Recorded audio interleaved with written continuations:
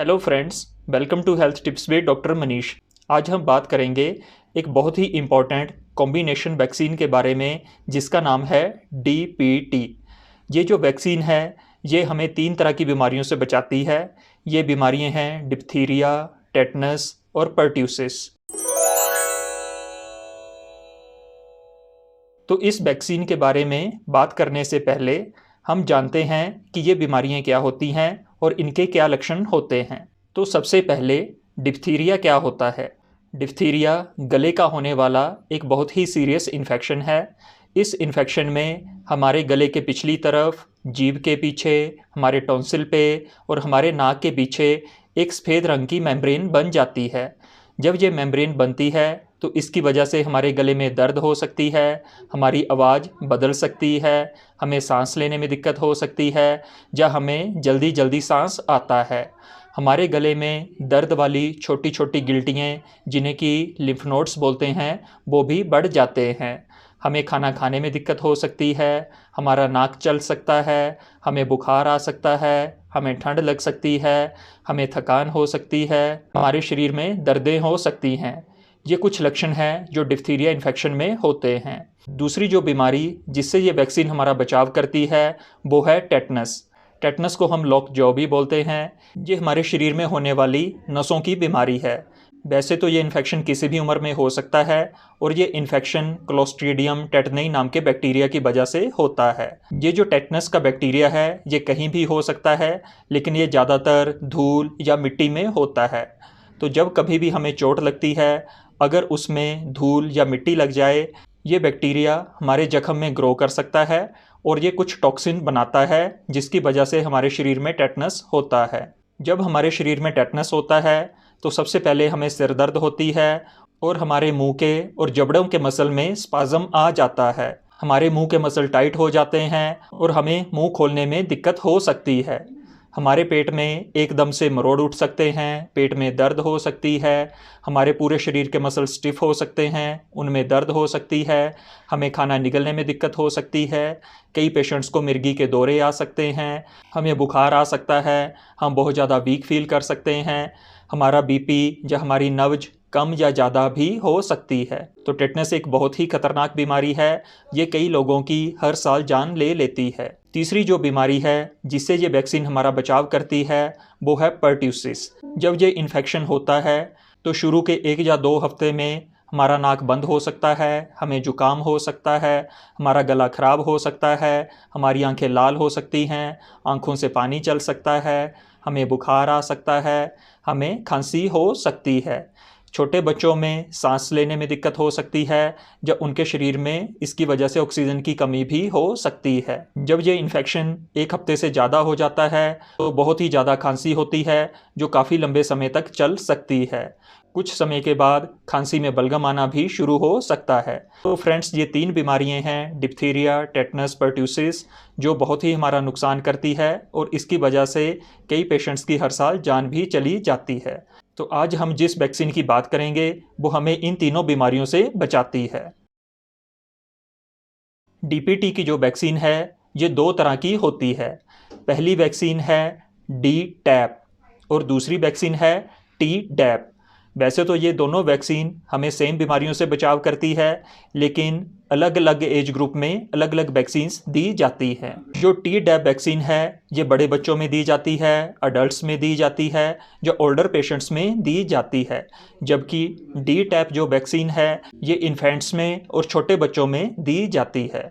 अब मैं आपको बताऊंगा कि कौन सी एज ग्रुप में कौन सी वैक्सीन यूज़ करते हैं और इसको कैसे दिया जाता है। जिन बच्चों की उम्र 7 साल से कम है उन्हें DTaP की वैक्सीन दी जाती है। इस वैक्सीन के 5 इंजेक्शन लगाए जाते हैं। जो पहला इंजेक्शन है वो जन्म के दूसरे महीने में लगाया जाता है, दूसरा इंजेक्शन चौथे महीने में लगाया जाता है, तीसरा इंजेक्शन छठे महीने में लगाया जाता है। जो चौथा इंजेक्शन है इसे हम 15 से लेके 18 महीने की उम्र के बीच में दे सकते हैं। जो 5वां इंजेक्शन है ये 4 से 6 साल की उम्र के बीच में दिया जाता है। DTaP की जो वैक्सीन है इसका जो चौथा इंजेक्शन है वो तीसरे इंजेक्शन के कम से कम 6 महीने के बाद में दिया जाता है।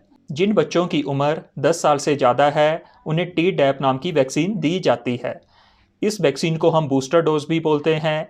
जो टीडैप वैक्सीन है इसमें डीटैप के मुकाबले में डिप्थीरिया और पर्ट्यूसिस वैक्सीन की मात्रा कम होती है और ये बड़े बच्चों में दी जाती है जिनकी उम्र 10 साल से ज़्यादा है। इन्हें हम अडल्ट्स में दे सकते हैं या इन्हें हम बड़े बुजुर्गों में भी दे सकते हैं। Centre for disease control and prevention के अनुसार हर एक अडल्ट को जिनकी उम्र 19 साल से ज़्यादा है उन्हें टीडैप वैक्सीन एक बार ज़रूर लेनी चाहिए।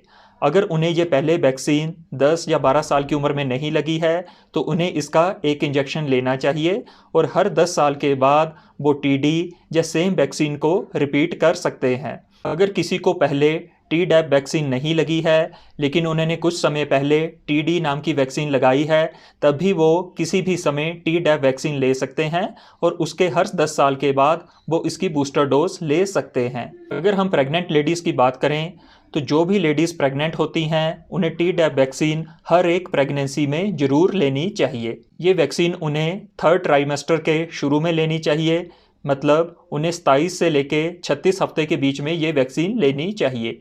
ये वैक्सीन जो उनके होने वाले नवजात बच्चे को पर्ट्यूसिस नाम की बीमारी से बचाती है। ऐसा देखा गया है जिन नवजात बच्चों की उम्र 2 महीने से कम होती है अगर उनकी मदर्स ने ये वैक्सीन ली होती है तो उनमें पर्ट्यूसिस होने के चांसेस 78% तक कम हो जाते हैं।